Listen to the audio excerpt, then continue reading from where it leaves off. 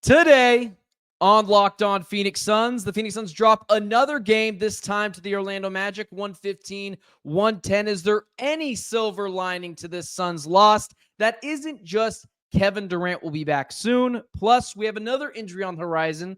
Let's talk about all of it next.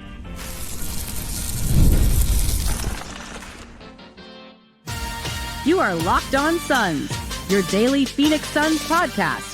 Part of the Locked On Podcast Network, your team every day. Welcome back into Locked On Phoenix Suns. I'm Benjamin Garcia, a credentialed Phoenix Suns media member. Brendan Clean is out today. He is at the happiest place on earth.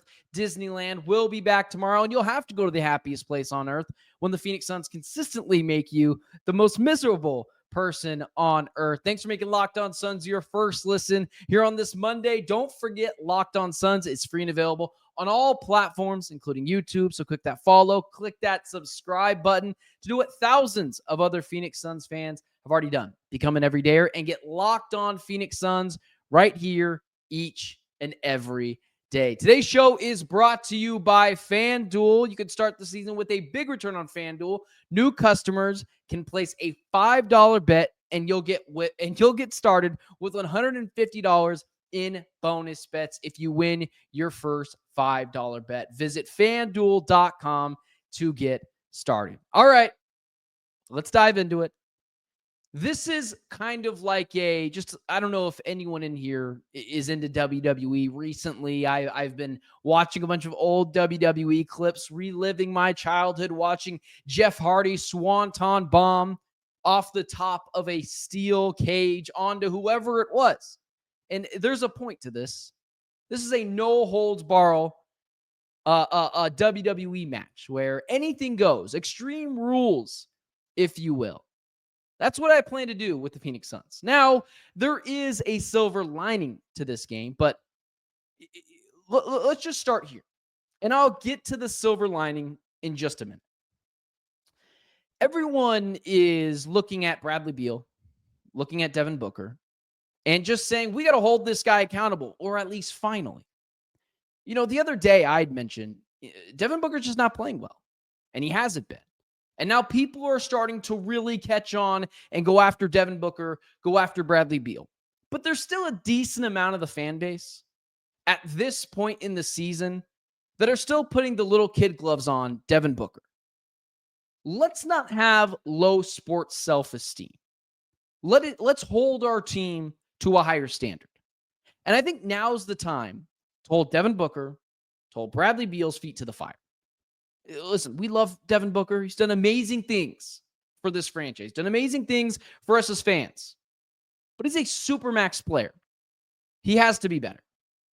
And making Jalen Suggs out there look like one of the best players I've ever seen at this point in the season. I mean, he was just awesome.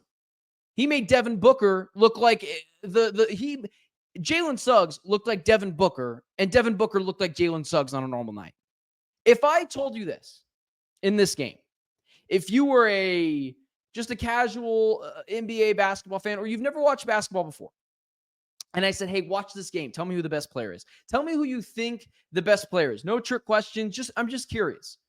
You'd come away from that game and say, oh, Mo Wagner's probably the second best player. I can never pronounce the guy's name right, but Gorga, whatever the guy's name is for the Orlando Magic, who had multiple offensive rebounds. And they'd probably say, oh, he's the third best player. And he'd say Jalen Suggs was the best player tonight. And that kind of takes me to this, my moment of the game. There felt like a lot of points in this game where I was just curious where the Suns defense was going. Curious where they were planning on going in this game. And this is where I felt like the tide turned. Because the Suns were leading most of this game until the fourth quarter when things really got out of hand. But the Suns have a tendency of having no backbone when bad things happen.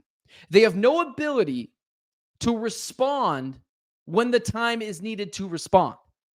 And at the 5:04 mark in this game, Goga, not even going to try to pronounce the guy's last name, it gets a defensive rebound. Jalen Suggs makes a 20-foot three-pointer, about 5 minutes left in the game, putting them up 103-100, and they never looked back That was the last time the game was tied.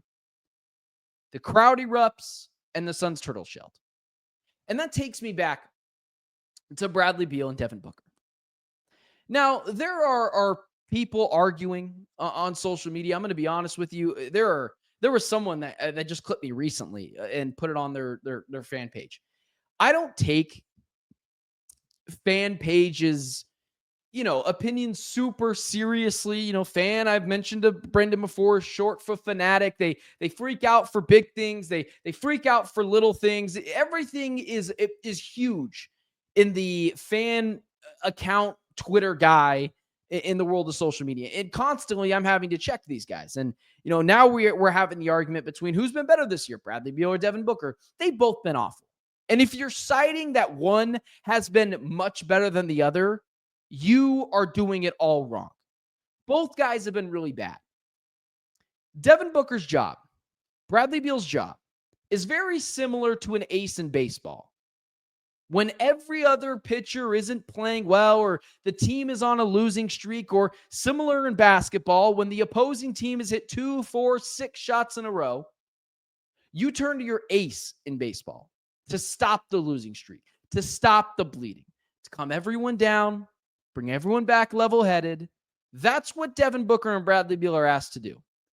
They are asked to be the guys when the opposing team's going on a 5-0 run, a 7-0 run, a 10-0 run, get to the basket, make a statement shot, be aggressive, and everyone else get the hell out of the way. That's not what has happened.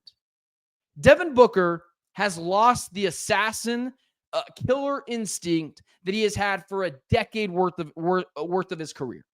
Now, this isn't me saying he can never get it back. I think most of it is mental with Devin Booker. But you look towards the Bradley Beal aspect too.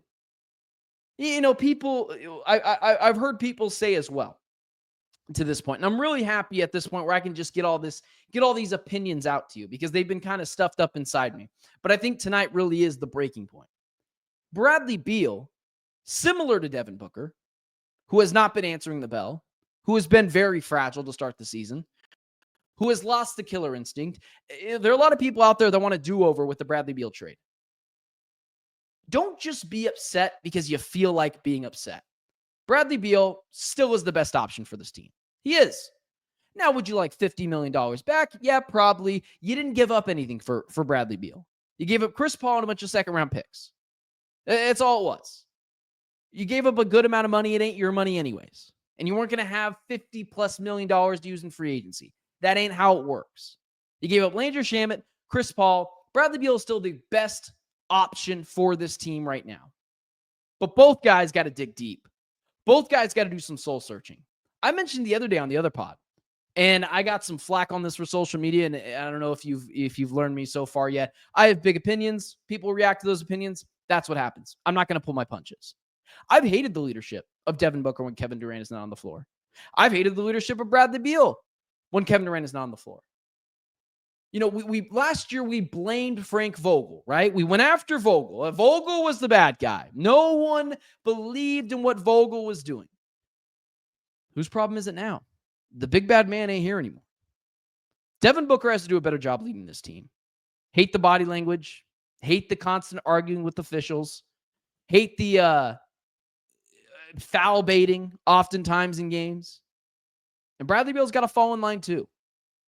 If you are having the argument this far in the season, Devin Booker or Bradley Beal, who's been better? You're both wrong. Both have been awful. And that's the point I'm trying to make here. Hold these guys accountable. There really isn't anyone outside of those two who have just been blatantly awful. The role players are doing role player things. I think Bud is putting guys in positions to succeed. This comes squarely down on the shoulders of Bradley Beal and Devin Booker. And don't look now. We'll get to it in a second. But don't look now. Grayson Allen potentially could be out soon. You're losing more firepower. You got to wake up. You have to wake up. And at some point, you can't turtle shell and put your head in your lap and say, woe is me. Oh, we need Kevin Durant back. Because here's the thing. I had mentioned this before in the summertime. This is not the last time Kevin Durant will be out. Now, God forbid it's anything major, But the guy is 7 foot, fall to the ground. It's a long way to the ground. He's going to twist another ankle. He's going to be out another week, 2 weeks. Bradley Beal will be too. You just got to play better. You got to be more aggressive, not reckless like Devin Booker has been. And Bradley Beal, defensively, he's been sound. But offensively, too many cold stretches, not demanding the basketball. Both of those guys have been letdowns to this team so far this season. Bradley Beal for one reason, Devin Booker for another reason. Listen, I've went after both of those guys now. You know where I stand. I still think Devin Booker is incredible. And if you don't, you're crazy. 9 years of consistent top 15 basketball player. I'm not just going to throw that out the window. A lot of it is mental. And Bradley Beal too. He's 31. He's not washed, guys. He's still shooting pretty efficiently from the field. Defensively, I think he's had one of his better years.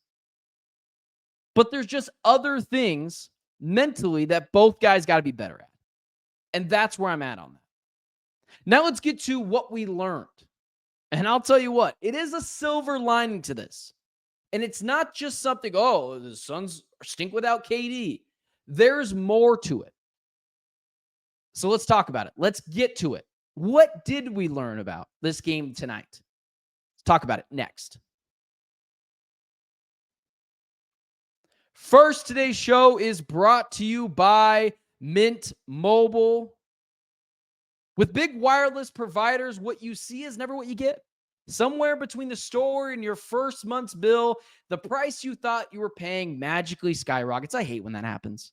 With Mint Mobile, you'll never have to worry about a gotcha ever again. When Mint Mobile says $15 a month when you purchase a 3-month plan, they mean it. Listen, I've had bad experiences with cell phone providers before, whether it was T-Mobile before or nonsense out the window. It's been craziness. Mint Mobile doesn't have those. They're not gonna hide things from you. So say bye to your overpriced wireless plans that every month are just nonsense. This Mint Mobile is here to rescue you with premium wireless plans starting at $15 a month. All plans come with high-speed data, unlimited talk and text delivered on the nation's largest 5G network. Use your own phone with any Mint Mobile plan and bring your phone number along with all your existing contacts. You don't have to worry about losing your mom's number. Ditch overpriced wireless providers with Mint Mobile's deal and get 3 months of premium wireless service for just $15 a month. That's a little bit more than a Chipotle bowl. To get this new customer offer and your new 3-month premium wireless plan just for $15 a month, go to mintmobile.com/LockedOnNBA. That's mintmobile.com/LockedOnNBA. Cut your wireless bill to $15 a month at mintmobile.com/LockedOnNBA. $45 upfront payment required, equivalent to $15 a month. New customers are on first 3-month plan only. Speed slower above 40 gigs on unlimited plan. Additional taxes, fees, restrictions, and apply. See mintmobile.com for details. All right. As I was doing that tongue twister of an ad read there, Mint Mobile, though, make sure to check them out. Don't forget as well, we do have the Locked On newsletter. Listen, with no Brendan here today, it's old moi. I've got to write that bad boy. You'll like what I have out there. Coming to your email as well, so don't be afraid. Go sign up for our free daily newsletter at lockedondaily.com. It's free. It's simple. Goes to your email, and you get to read all of the juicy tidbits from today's podcast. All right. What did we learn from today's game? What did we learn from the Suns blowing yet another gettable game against the Orlando Magic? Well, it's really simple. Here's the good news. Seriously. None of this really matters. It really doesn't. I'm not worried that the Suns still won't be a top 4 seed in the West. Everything is jumbled up right now. Things can change. We're not even to Christmas. I'm frustrated. You're frustrated. But let's just be honest. It is December 8th. Kevin Durant's not in the lineup. None of this really matters. It really doesn't. What matters is when Kevin Durant, when Devin Booker, when Bradley Beal are all together, that team can win a championship. When they're all together, when they're healthy. We've seen them. They've only lost 2 games with Kevin Durant in the lineup, guys. Like, let's not lose our heads insanely like I did the other night. Let's not all get too emotional or amped up or freak out. At the end of the day, none of this matters. We will not be talking about a loss to the Orlando Magic on December 8th in April. What we'll be talking about is, where did this Suns team go in the playoffs? Now, there is one caveat to that. The good news to this is none of this really matters. What matters in the end is, what can these 3-star players do with a little bit of help from Grayson Allen, Budenholzer, Tyus Jones? Who knows? Could they potentially win a championship? Maybe. Here's the only caveat to that, and it is a very, very major caveat. I am starting to lose hope that all 3 of these players will be healthy for a 3-month span. That's the only thing to this. None of this matters now. However, can these guys stay healthy for a 2-3-month run in the playoffs? I don't know. I'd probably lean towards no right now.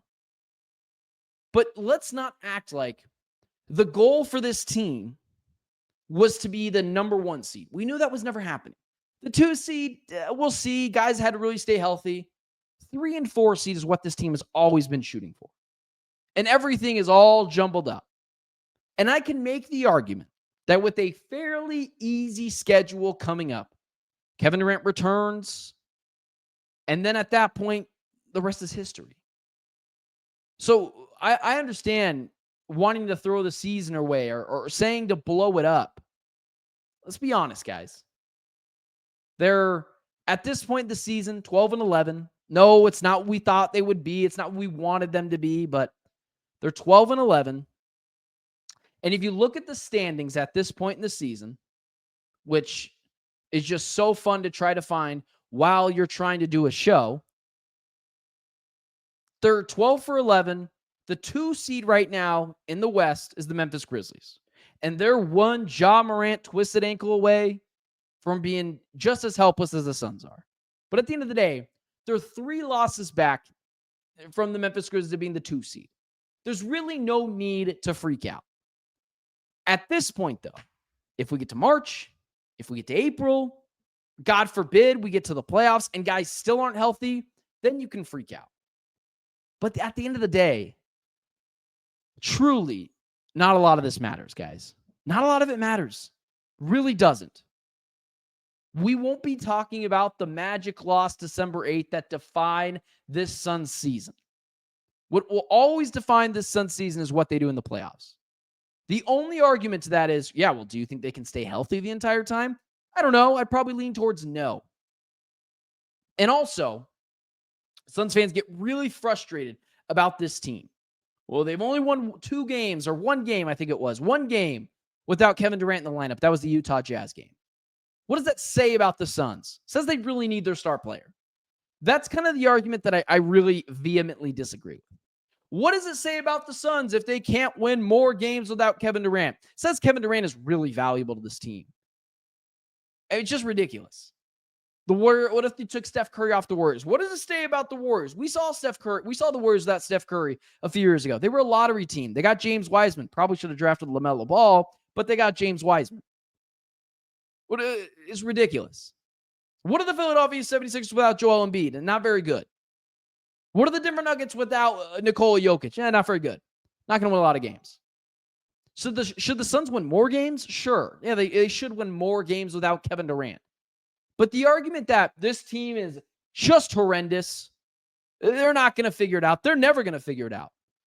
Because they don't have Kevin Durant, a first ballot Hall of Famer, former MVP, 2-time Finals MVP, and you're going to write them off? You see their record with Kevin Durant? That's the team that we're hoping wins a championship, not this one. So when people are consistently saying, well, they've only got 1 win without Kevin, what nonsense of an argument is that? Take any star player off of a team, guess what? They're going to be awful. Remember the Cavs when LeBron James left for the Miami Heat? They were a train wreck. Remember the Philadelphia 76ers earlier this year? Awful without Joel Embiid. Nikola Jokic, God forbid, turns an ankle or breaks an arm or whatever. Guess what? The Denver Nuggets will go in the toilet. That's just what happens. This is a star-driven league. I don't know if you expected Monte Morris to come out and just take over a 6'9" assassin from the mid-range job and just be awesome. It was never going to happen. They were always going to struggle. Now, the Miami Heat game, probably should have won that game. You didn't. This game tonight, I'm not as angry because it's kind of understandable. The Magic are not a great matchup for the Suns. They're a huge team. They can roll out 5, 6, 10 guys if they wanted to. 4, 6, 10 guys, and then Jalen Suggs, who ain't a small guy himself. So let's pull it together a little bit with this Suns team. I understand you're frustrated. I'm frustrated too. A, not a lot of this really matters. What matters is the playoffs. And B, yeah, of course they're going to be god-awful if Kevin Durant's not in the lineup. You want to know why? Because Kevin Durant's pretty good. So at this point, now I'm just toning everyone down. All right. I said to you the good news. Well, there's some bad news. Grayson Allen looks to have turned his ankle, will be reevaluated tomorrow. What does it mean for the Suns? Let's talk about it all, along with some box score numbers. Talk about that next. First, today's show is brought to you by FanDuel. Get ready to tackle the NFL action with FanDuel, America's number one, not two, one sportsbook.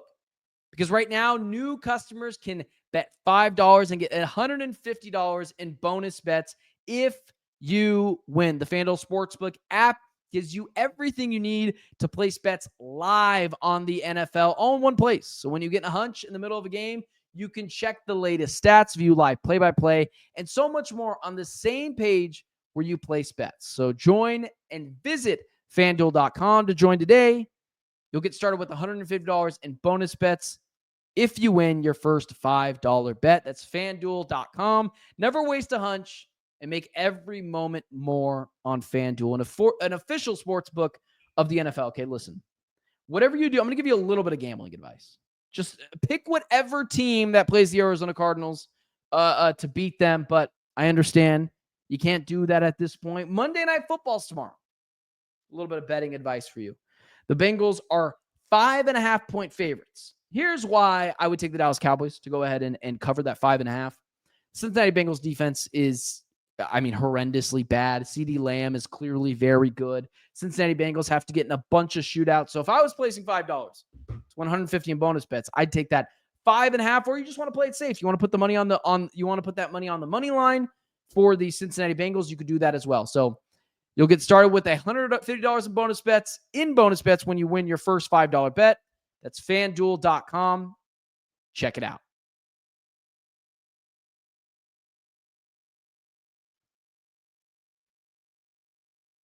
All right, let's close out the show as I take an unnecessarily amount of time to get to the next transition. Listen, Brendan is usually doing this. I'm not used to all the technical stuff. I just give you all the insane, outlandish opinions that you want to sink your teeth into and side with me and say, hey, listen, that guy knows what he's talking about, or you want to say that guy is a nut job. And sometimes it's the latter. All right. So according to Amanda Flugold, I believe her name is, she's the Suns sideline reporter for the Phoenix Suns games on AZ Family and everything like that. She is reporting Grayson Allen twisted an ankle and will be evaluated in the morning. When it rains, it pours. I don't know what exactly we're supposed to do. Maybe the Suns need to change out some shoes. I don't know what Grayson Allen is wearing, but I think this is like the fourth sprained ankle. I guess Bradley Beal didn't have one, but KD, Yusuf Nurkic, we can put two of those on there if you combine that he had both sprained ankles and then potentially now Grayson Allen. This will almost I guess Ryan Dunn too. He has hurt his ankle before in the past. I guess what we say is this. It doesn't really matter if Kevin Durant is back for this Suns team when they play again. The issue is guys have just got to stay healthy. I mean, that is the old oddity that we continue to say about this Suns team. They've got the Utah Jazz in 5 days from now on the road. Now that I look at that, Grace Noun will probably make that game. At this point, Grace Noun played for most of that game, even with that ankle turn. So I would assume it's not that big of a deal. Probably likely Kevin Durant is back in that game as well. If Bradley Beal, I'm so used to Bradley Beal being injured. If Grayson Allen is injured for an extended period of time, maybe he comes back on Sunday against the Trailblazers. Maybe they have him miss the Utah game, miss the Portland game, and just really nurse up that ankle to be back for the Indiana Pacers December 19th. Really, it's not that big of a deal at this point. If you have Kevin Durant back by Friday. Kevin Durant is back by Friday. I don't think you're really going to freak out about Grayson Allen. Plus, it's the Utah Jazz. You should have the ability to beat that team in the end. So I don't think it is something to really get frustrated about. It just feels like at this point, when it rains, it pours. Everyone's getting injured. Everyone needs to take their spinach or whatever it is to keep these guys healthy. Now, let's take a look at the box score of this game, where at this point, you have just a numerous amount of things that can really stick out to you. The first thing I want to mention, which I think is just horrendous, and with a team that employs Tyus Jones, who I understand isn't really the main culprit in this can't continue to happen.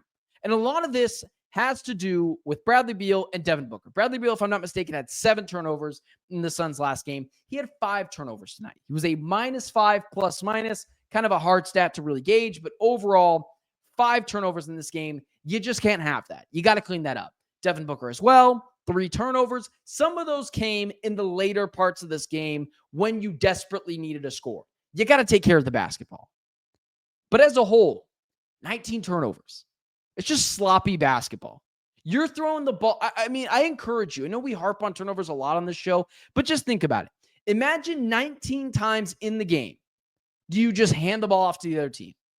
I mean, that's seriously what it was. You're just handing the ball off to the other team. As I look over to the Orlando Magic side of things, 13 turnovers. Not exactly great, but when you look at the difference between the Suns' 19, which is a horrendous amount of turnovers, I mean, that's the game right there. You only lose by 5 points.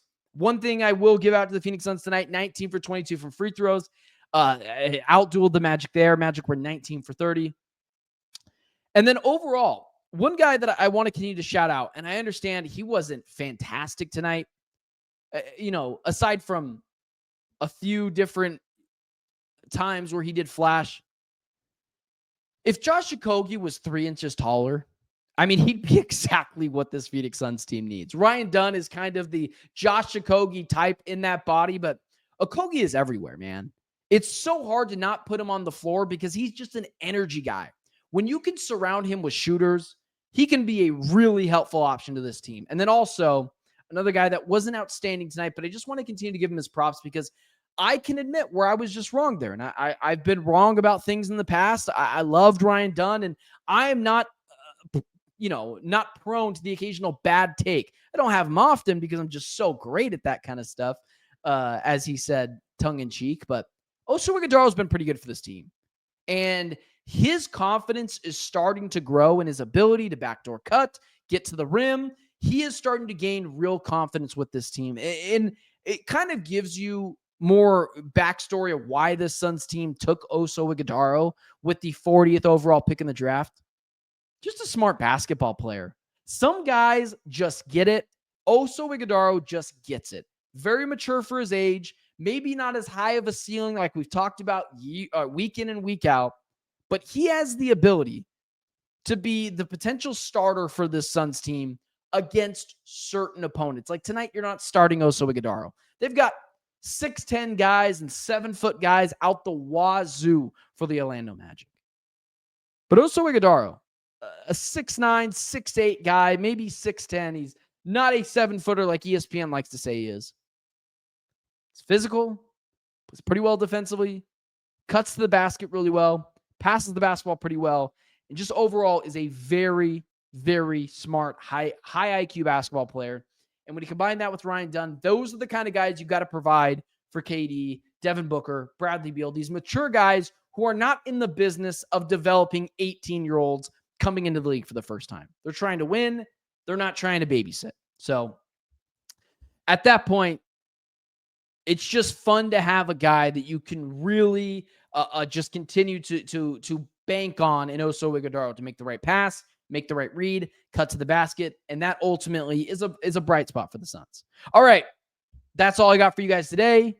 Brendan will be back tomorrow. Thanks for making Locked On Suns your first listen, your team every day. Now go ahead and make Locked On NBA your second listen, as well as don't forget to sign up for those NBA Phoenix Suns daily newsletters. You can do that at LockedOnDaily.com. We appreciate you guys listening. Sorry, I was looking at something else at this point, but Brendan will be back tomorrow. He'll be driving the show more accordingly. Excited to talk to you guys tomorrow. And until then, it's been Locked On Phoenix Suns. I'm Benjamin Garcia. Thanks for hanging out with us today, guys. We appreciate it.